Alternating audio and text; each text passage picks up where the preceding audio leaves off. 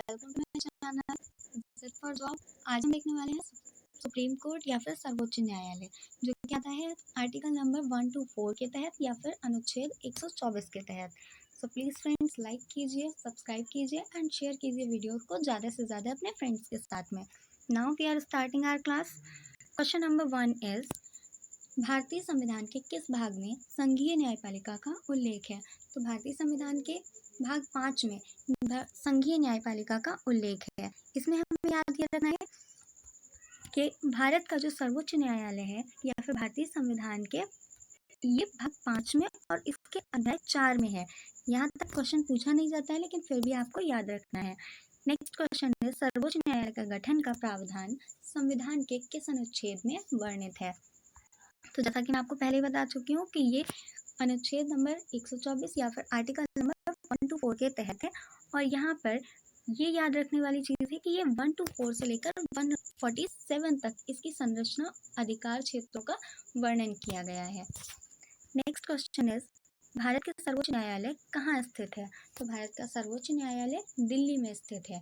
सर्वोच्च न्यायालय भारत की राजधानी नई दिल्ली में तिलक रोड पे बनाया गया है और इसका डिज़ाइन जैसा कि आप देख सकते हैं आपके मोबाइल स्क्रीन पर दिख ही रहा है, इन्होंने तैयार किया है। क्वेश्चन नंबर 4 इज, संविधान के व्याख्याकार और संरक्षक कौन होता है? तो संविधान का व्याख्याकार और संरक्षक हमेशा सुप्रीम कोर्ट या फिर सर्वोच्च न्यायालय होता है। Next question is, question number 5, Bharat में सर्वप्रथम सर्वोच्च न्यायालय की स्थापना किसके अंतर्गत हुई थी? तो सबसे पहला जो हमारे यहाँ का सुप्रीम कोर्ट था बिफोर इंडिपेंडेंस, हम लोगों का रेगुलेटिंग एक्ट 1773 के तहत कलकत्ता में हुई थी इसकी स्थापना। इसका हम डिस्क्रिप्शन देखते हैं कि रेगुलेटिंग एक्ट 1773 के तहत 1774 में फोर्ट विलियम कलकत्ता में एक सुप्रीम कोर्ट की स्थापना की गई थी, जिसमें एक न्यायाधीश और 3 अन्य न्यायाधीश का प्रावधान किया गया था।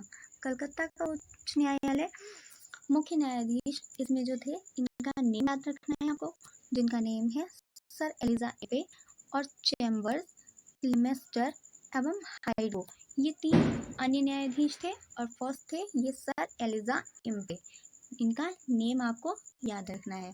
इस न्यायालय का कार्यक्षेत्र बंगाल, बिहार और उड़ीसा तक सीमित था। नेक्स्ट क्वेश्चन इज, भारत के सर्वोच्च न्यायालय की स्थापना हुई थी। कब इसकी स्थापना हुई थी हम देखते हैं। आंसर विल बी भारत सरकार अधिनियम 1935 के अधीन। भारत सरकार का जो 1935 का अधिनियम आया था, उसके अधीन 1 अक्टूबर 1937 को भारत में संघीय न्यायालय की स्थापना की गई थी, जो कि दिल्ली के संसद भवन में चैम्बर ऑफ प्रिंसेस में कार्यवाही होती थी। इसके पहले मुख्य न्यायाधीश सर मॉरिस ग्वेर और 2 अन्य न्यायाधीश भी थे, सर शाह मोहम्मद सुलेमान और M.R. जयकर। ये दोनों ही नाम मोस्ट इम्पॉर्टेंट हैं, जो कि आपको याद रखने हैं। ये भारत के सर्वोच्च न्यायालय की स्थापना 28 जनवरी 1950 तक इन्होंने कार्य किया था। आफ्टर दैट हम लोगों का संविधान लागू हुआ था, तो उसके बाद का सुप्रीम कोर्ट हम अलग रीड करेंगे। Next question is, question number 7, सर्वोच्च न्यायालय का गठन कब हुआ था? तो 26 जनवरी 1950 को सर्वोच्च न्यायालय का गठन हुआ था, सुप्रीम कोर्ट का गठन हुआ था। सर्वोच्च न्यायालय का गठन 26 जनवरी 1950 को हुआ था, लेकिन भारत के गणराज्य बनने के 2 दिन बाद अर्थात 28 जनवरी 1950 को इसने कार्य करना प्रारंभ कर दिया था। इसका उद्घाटन समारोह का आयोजन संसद भवन के नरेंद्र मंडल चैम्बर ऑफ प्रिंसेस में भवन में करवाया गया था। इससे पहले भी 1960 से 1950 तक चैम्बर ऑफ प्रिंसेस ही भारत की संघीय अदालत का भवन था। Next question is, question number 8, मूल रूप से संविधान में सर्वोच्च न्यायालय के मुख्य न्यायाधीश के अतिरिक्त कितने न्यायाधीश की व्यवस्था की गई थी? जो पहले वाला हमारा संविधान था, उसमें सुप्रीम कोर्ट के लिए मुख्य न्यायाधीश या फिर जो कोर्ट ऑफ जस्टिस होते हैं, उनके अलावा कितने न्यायाधीश हो सकते थे? तो वो 7 हो सकते थे। ये चीज़ याद रखने वाली है कि यहाँ पर 7 हो सकते थे पहले। फिर उच्चतम न्यायालय में मुख्य न्यायाधीश सहित 8 न्यायाधीश हो सकते थे। दैट मीन्स CJI को अगर इंक्लूड कर लिया जाए तो उसमें संख्या 8 हो सकती थी, लेकिन बाद में काम के दबाव को देखकर इसको संशोधित करके बढ़ा दिया गया था। Next question is, question number 9, वर्तमान में सर्वोच्च न्यायालय में मुख्य न्यायाधीश के अतिरिक्त कितने न्यायाधीश का प्रावधान किया गया है? तो यहाँ पर हमारा देखने वाली बात हो जाती है कि क्वेश्चन में किस टाइप से पूछा गया है। बस यही देखना है कि अतिरिक्त आया है या नहीं आया है। अगर ये इसमें आया है कि CGI के अतिरिक्त कितने हैं तो हमारे 30 रहेंगे, और अगर CGI को मिलाकर पूछे गए हैं तो 31 रहेंगे। इसका आंसर विल बी 31। तो इसका डिस्क्रिप्शन हम देते हैं। केंद्र सरकार ने 21 फरवरी 2008 को सर्वोच्च न्यायालय में मुख्य न्यायाधीश के अतिरिक्त न्यायाधीशों की संख्या 25 से बढ़ाकर 30 कर दी थी। ये चीज़ याद रखनी है कि कौन सी डेट में किया था और कौन से ईयर में किया था। 21 फरवरी 2008 ईस्वी को किया था, और इसमें 25 से लेकर 30 कर दी गई थी। पहले 25 थी, आफ्टर दैट 30 कर दी गई थी। Next question is question number 10। सर्वोच्च न्यायालय के न्यायाधीशों के लिए कौन सी अर्हता होनी चाहिए? दैट मीन्स इनको न्यायाधीश बनने के लिए इनके पास क्या क्या होना चाहिए, कौन एलिजिबल होता है इसके लिए? तो आंसर विल बी सर्वोच्च न्यायालय के न्यायाधीशों की अर्हता निम्न है। अब हम ये देखेंगे, वह किसी एक या अधिक उच्च न्यायालयों में लगातार कम से कम 5 वर्ष तक न्यायाधीश के रूप में कार्य कर चुका हो। इसको याद रखना है कि वह किसी भी एक या एक से अधिक उच्च न्यायालयों में लगातार 5 वर्ष तक न्यायाधीश के रूप में कार्य कर चुका हो, दैट मीन्स जज रह चुका हो। या फिर सेकेंड आ जाती है, वह किसी एक या उच्च न्यायालयों में लगातार 10 वर्षों तक अधिवक्ता रहा हो, दैट मीन्स वो किसी भी एक या फिर एक से अधिक न्यायालयों में कंटिन्यूअसली 10 इयर्स तक अधिवक्ता रहा हो। तो यही होती है इनकी एलिजिबिलिटी, जो कि एक CGI बनने के लिए चाहिए होती है, न्यायाधीश बनने के लिए चाहिए होती है। Next is number 11। उच्चतम न्यायालय के न्यायाधीशों की सेवानिवृत्ति की आयु कितनी होती है? तो ये होती है 65 वर्ष। इट विल बी 65 वर्ष या 65 ईयर्स। उच्चतम न्यायालय के न्यायाधीश बनने के लिए न्यूनतम आयु की सीमा निर्धारित नहीं की गई है। ये चीज़ याद रखने वाली है। कभी कभी क्वेश्चंस पूछ लेते हैं, घुमाकर पूछते हैं, जिसमें जो नियुक्ति की आयु है वो निर्धारित ही नहीं की गई है, लेकिन इनके अवकाश ग्रहण करने की जो है वो 65 ईयर्स निर्धारित की गई है। नेक्स्ट इज उच्चतम न्यायालय के न्यायाधीशों की सेवानिवृत्ति के बाद वह किस न्यायालय में वकालत कर सकता है? क्वेश्चन में ये पूछा जा रहा है कि अगर वो रिटायर हो गया है देन वो किस न्यायालय में वर्क कर सकता है, या फिर एज अ CGI वर्क कर सकता है। तो वो किसी में भी नहीं कर सकता, क्योंकि इनके ऐसे कुछ रूल्स एंड रेगुलेशंस होते हैं जिनके थ्रू यहाँ पर हमारी सरकार को हानि हो सकती है। तो वो किसी भी न्यायालय में वर्क नहीं कर सकता। उच्चतम न्यायालय के न्यायाधीश की सेवानिवृत्ति के बाद भारत में वह किसी भी न्यायालय में किसी भी अधिकारी के सामने वकालत नहीं कर सकते हैं, क्योंकि ऐसी बहुत सी पॉलिसीज़ भारत सरकार की उनको पता चल चुकी होती हैं, जो कि किसी के सामने ओपन नहीं होनी चाहिए, और वो अपने पर्सनल हित के लिए किसी और के सामने कुछ ऐसा ना कर दें, इसलिए उनको ये ऑप्शन ही नहीं दिया जाता है कि वो किसी और जगह पर कहीं भी वर्क करें। तो वो किसी भी न्यायालय में यहाँ से रिटायर्ड होने के बाद में नहीं कर सकते हैं। दैट मीन्स 65 ईयर्स के बाद में अगर वो सुप्रीम कोर्ट में वर्क कर चुके हैं तो उसके बाद वो कहीं भी अब वर्क करने के लायक नहीं है, अब उनको वर्क करने की अनुमति नहीं दी जाएगी। क्वेश्चन नंबर 13 है, सर्वोच्च न्यायालय के मुख्य न्यायाधीश की नियुक्ति कौन करता है? तो ये नियुक्ति बहुत सारे एग्जाम्स में पूछा गया है कि कौन करता है, तो ये नियुक्ति राष्ट्रपति के द्वारा की जाती है। भारत के कार्यवाहक मुख्य न्यायाधीश की नियुक्ति राष्ट्रपति करता है, और इसका उल्लेख जो है इसका आर्टिकल नंबर भी पूछा जाता है, तो ये 126 के तहत ये नियुक्ति करते हैं। कौन करते हैं? राष्ट्रपति करते हैं। नेक्स्ट इज भारतीय संविधान में तदर्थ न्यायाधीशों की नियुक्ति का प्रावधान सर्वोच्च न्यायालय, उच्च न्यायालय, जनपद एवं सत्र न्यायालय सभी में प्रावधान है। नेक्स्ट इज यदि न्यायालय के किसी सत्र के लिए न्यायाधीशों का कोरम गण पूर्ति नहीं होता है तब सर्वोच्च न्यायालय में तदर्थ न्यायाधीश की नियुक्ति होती है। इसकी नियुक्ति राष्ट्रपति से अनुमति प्राप्त करने के पश्चात सर्वोच्च न्यायालय के मुख्य न्यायाधीश कर सकता है।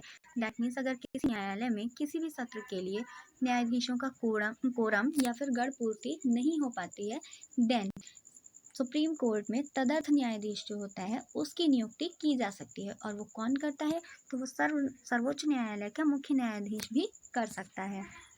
Next is question number 14। सर्वोच्च न्यायालय के तदर्थ न्यायाधीशों की नियुक्ति किस आर्टिकल के तहत दी हुई है? तो ये है आर्टिकल नंबर 1 to 7, इसी के तहत दी हुई है ये हमारी नियुक्ति।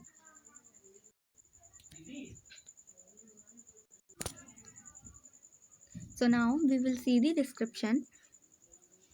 संविधान के अनुच्छेद 127 के तहत या फिर 1 to 7 के तहत यदि किसी समय सर्वोच्च न्यायालय के सत्र को आयोजित करने या चालू रखने के लिए न्यायाधीशों की गढ़ पूर्ति या फिर कोरम ना हो तो राष्ट्रपति की सहमति से भारत के मुख्य न्यायाधीश संबंधित उच्च न्यायालय के मुख्य न्यायाधीश से परामर्श लेकर उस अवधि के लिए जितनी आवश्यक हो उतनी तदर्थ न्यायाधीश की नियुक्तियां की जा सकती हैं।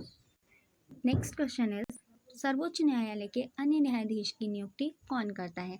मतलब सीजेआई की तो नियुक्ति हो गई जो कि राष्ट्रपति करते हैं, लेकिन बाकियों की नियुक्ति कौन करता है? बाकी जो जज होते हैं उनकी नियुक्ति कौन करता है? तो वो भी मुख्य न्यायाधीश के परामर्श से राष्ट्रपति ही करते हैं। लेकिन यहाँ पर एक चीज हो जाएगी कि करते तो राष्ट्रपति ही हैं, लेकिन वो कब करते हैं? जब मुख्य न्यायाधीश सीजेआई की परामर्श मिल जाती है उसके बाद वो कर सकते हैं, अदरवाइज नहीं कर सकते। क्वेश्चन नंबर 16 इज, उच्चतम न्यायालय के न्यायाधीशों को पद एवं गोपनीयता की शपथ कौन दिलाता है?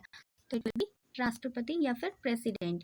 प्रेसिडेंट ही होता है जो इनको शपथ दिलाता है गोपनीयता की और पद की इनकी शपथ दिलाता है। Next question is,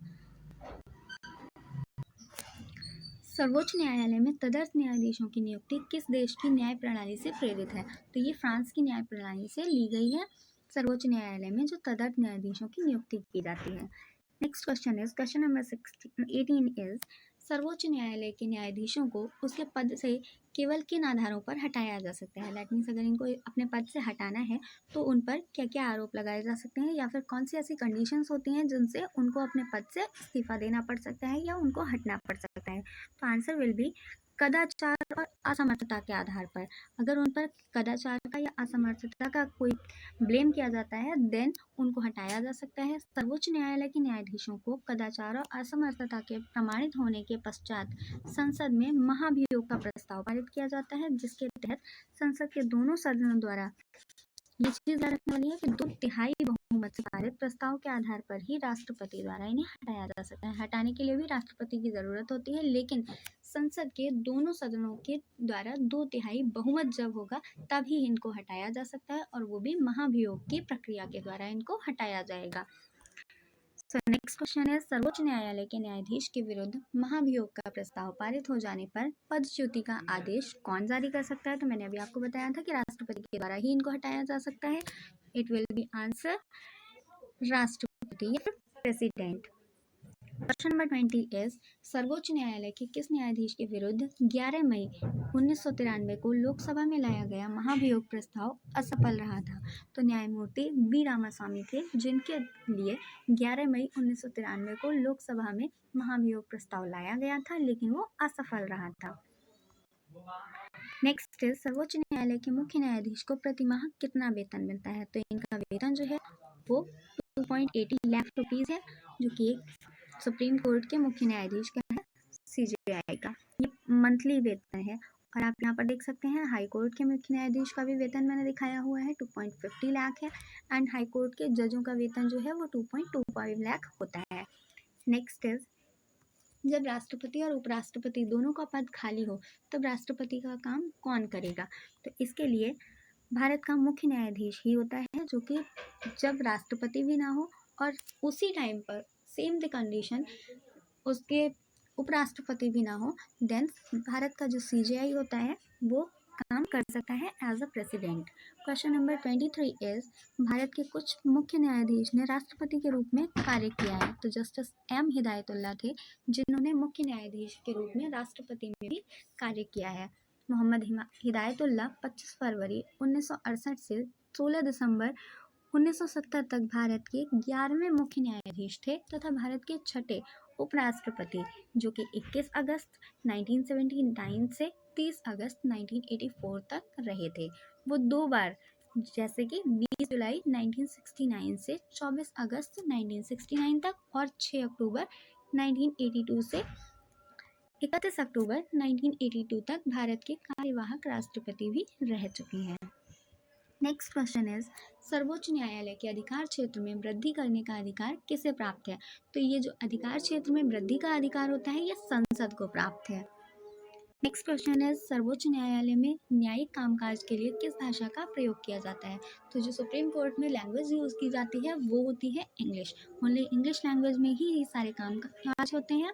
next question is question number 26 सर्वोच्च न्यायालय किस संस्था का निरीक्षण कर सकता है? तो ये अपने अधीनस्थ न्यायालयों का निरीक्षण कर सकता है। अधीनस्थ न्यायालय जैसे कि हाई कोर्ट या फिर उससे नीचे वाले कोर्ट जो भी होते हैं उनको अधीनस्थ न्यायालय कहा जाता है। क्वेश्चन नंबर 27 इज भारत में न्यायपालिका किसके अधीन कार्यरत है? किसी के अधीन नहीं है।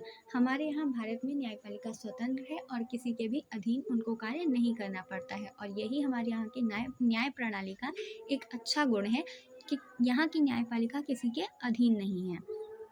Next question is question number 28 Bharat में न्यायपालिका का स्वरूप है? तो ये स्वरूप एकीकृत है।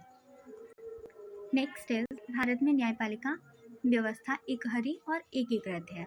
नेक्स्ट क्वेश्चन इज राष्ट्रपति और उपराष्ट्रपति के निर्वाचन के विवाद के मामलों का निपटारा कौन कर सकता है? तो भारत का सर्वोच्च न्यायालय जो है वो हर तरह का निपटारा कर सकता है जो कि अपर साइड के होते हैं, जैसे कि सेंट्रल लेवल के राष्ट्रपति और उपराष्ट्रपति के निर्वाचन के विवाद होता है। कोई भी अगर ऐसा विवाद है देन सुप्रीम कोर्ट इसको निपटारा कर सकता है। क्वेश्चन नंबर 30 इज राष्ट्रपति कानून मामले में किससे परामर्श ले सकता है? तो ये भारत के सर्वोच्च न्यायालय से परामर्श ले सकता है। क्वेश्चन नंबर 31 इज उच्चतम न्यायालय को परामर्शदात्री बनाया गया है। मतलब सुप्रीम कोर्ट जो है वो परामर्शदात्री भी है अनुच्छेद 143 के तहत। इसका मतलब है कि राष्ट्रपति जो है वो अनुच्छेद 143 के तहत उच्चतम न्यायालय से सलाह ले सकता है अगर उसको कुछ सलाह चाहिए होती है।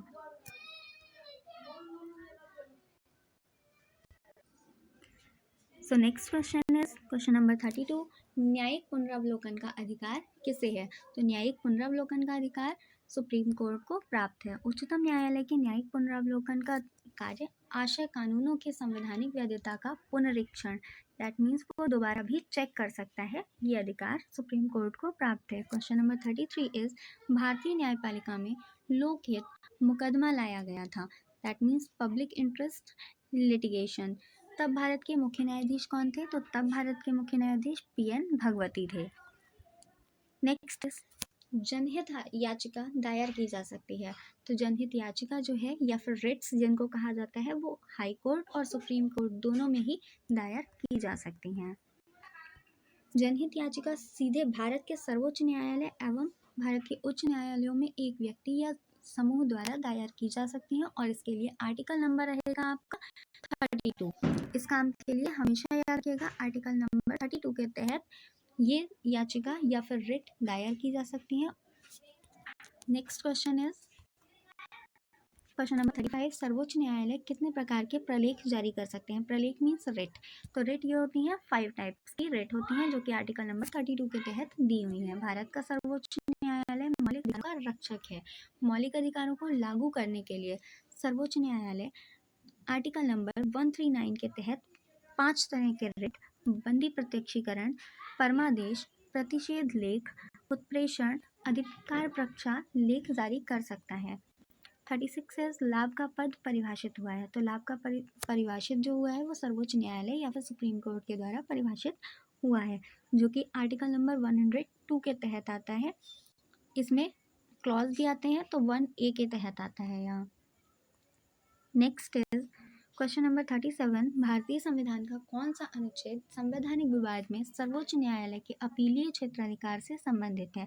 तो ये है आर्टिकल नंबर 134 ए को मिलाकर 132 को भी आप इसमें पढ़ सकते हैं।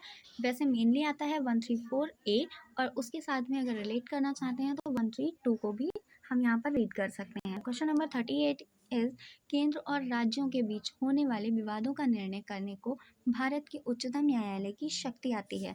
इसकी मूल अधिकारिता के अंतर्गत ही इसकी शक्ति आ जाती है हाई कोर्ट के अधीन। नेक्स्ट इज क्वेश्चन नंबर 39 किस बारे में उच्चतम न्यायालय ने संविधान के मूल ढांचे का सिद्धांत प्रतिपादित किया था। तो संविधान का मूल ढांचे का जो सिद्धांत था वो प्रतिपादित हुआ था केशवानंद भारती में।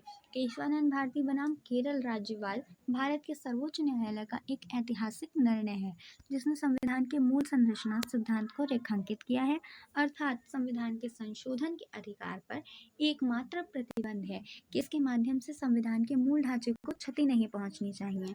इस निर्णय में लास्ट में क्या हुआ था कि गोलकनाथ बनाम पंजाब राज्य के निर्णय को निरस्त कर दिया गया था।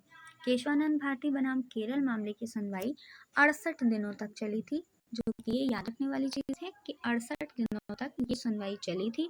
31 अक्टूबर 1972 को शुरू हुई थी इसकी दलील और 23 मार्च 1973 को ये सब समाप्त हुआ था। इस मामले में 13 जजों की बेंच सबसे ज़्यादा बड़ी जो थी, अब तक की जो सबसे ज़्यादा बड़ी थी, वो 13 जज की सबसे बड़ी संविधान पीठ ने इसका निर्णय दिया था और इसमें यही कहा गया था कि संविधान के मूल ढांचे को चेंज किए बिना आप कोई भी संशोधन उसमें कर सकते हो, लेकिन उसका मूल ढांचा कभी भी चेंज नहीं होना चाहिए। नेक्स्ट क्वेश्चन है, सर्वोच्च न्यायालय के प्रथम मुख्य न्यायाधीश कौन थे? तो हीरालाल जे कानिया सुप्रीम कोर्ट के फर्स्ट जज थे। नेक्स्ट इज हीरालाल जे कानिया 26 जनवरी 1950 से 6 नवंबर 1951 तक रहे थे, जो कि आप देख सकते हैं, और 61 साल की एज में इनकी डेथ हो गई थी। नेक्स्ट क्वेश्चन इज सर्वोच्च न्यायालय के मुख्य न्यायाधीश के पद पर सबसे कम समय तक कौन आसीन रहा? तो कमल नारायण सिंह सबसे कम टाइम तक रहने वाले थे। इसकी डेट आप देख सकते हैं और सन यहाँ पर आप चेक कर सकते हैं। क्वेश्चन नंबर 42 इज सर्वोच्च न्यायालय के मुख्य न्यायाधीश के पद पर सबसे अधिक समय तक कौन आसीन रहा? तो वाई.बी. चंद्रचूड़ यहाँ पर सबसे लॉन्गेस्ट टाइम पीरियड इन्हीं का रहा था। ये 7 साल और 4 महीने इनका कार्यकाल रहा था और इनका उपनाम जो था वो आयरन हैंड था। Next question is question number 43, किस एकमात्र मुख्य न्यायाधीश ने भारत के कार्यकारी राष्ट्रपति के रूप में कार्य किया है? तो एच.एम. हिदायतुल्ला ने ये काम किया है, जो कि 20 जुलाई 1969 से 24 अगस्त 1969 तक भारत के कार्यवाहक राष्ट्रपति के रूप में इन्होंने कार्य किया है। क्वेश्चन नंबर 44 इज सर्वोच्च न्यायालय के प्रथम मुस्लिम मुख्य न्यायाधीश कौन थे? तो मोहम्मद हिदायतुल्ला ये फर्स्ट मुस्लिम न्यायाधीश थे, फर्स्ट मुस्लिम मुख्य न्यायाधीश थे, CJI थे। नेक्स्ट इज क्वेश्चन नंबर 45, वर्ष 1973 में सर्वोच्च न्यायालय के किस मुख्य न्यायाधीश की नियुक्ति के समय प्रथागत वरिष्ठता के सिद्धांत को पहली बार त्यागा गया था? तो ये है A.N. रे। क्वेश्चन नंबर 46 है, उच्चतम न्यायालय की पहली महिला न्यायाधीश कौन थी? तो वो फातिमा बीवी थी। 1989 में ये सुप्रीम कोर्ट की पहली न्यायाधीश महिला बनी थी और ये पहली ही प्रथम मुस्लिम महिला न्यायाधीश भी थी, जो कि बाद में 1997 से 2001 तक भारतीय राज्य तमिलनाडु की राज्यपाल भी बन गई थी। क्वेश्चन नंबर 47 है, संविधान की व्याख्या करने का अंतिम अधिकार सर्वोच्च न्यायालय को ही प्राप्त है। जो भी इसके फैसले होंगे उसको माना जाएगा, जितने भी डिसीजंस हैं उनको माना जाएगा। क्वेश्चन नंबर 48 है, कौन सा अनुच्छेद सर्वोच्च न्यायालय को अभिलेख न्यायालय का स्थान प्रदान करता है? तो ये है आर्टिकल नंबर 129, जिसके अंतर्गत सर्वोच्च न्यायालय को अभिलेख न्यायालय का स्थान प्रदान किया जाता है। क्वेश्चन नंबर 49 इज जब राष्ट्रपति एवं उपराष्ट्रपति का पद खाली हो तो भारत के राष्ट्रपति के पद पर कौन कार्य करता है? तो मैंने आपको पहले ही बताया था कि राष्ट्रपति और उपराष्ट्रपति का पद जब खाली होता है तो वो CJI काम कर सकते हैं वहाँ पर। क्वेश्चन नंबर 50 इज भारतीय न्यायिक पद्धति में लोकहित मुकदमा PIL लाया गया था, तब भारत के मुख्य न्यायमूर्ति कौन थे? तो ये PN भगवती थे। आज हमने सुप्रीम कोर्ट के 50 क्वेश्चंस को देखा है। सो नाउ फ्रेंड्स, वीडियो अगर पसंद आई हो तो इसको लाइक कीजिएगा, चैनल को सब्सक्राइब कीजिएगा, पास में लगा हुआ बेल आइकन भी प्रेस कीजिएगा, जिससे मैं नेक्स्ट वीडियो जब भी अपलोड करूँगी तो आपके पास नोटिफिकेशन आएगी। एंड ज़्यादा से ज़्यादा वीडियो को शेयर कीजिएगा।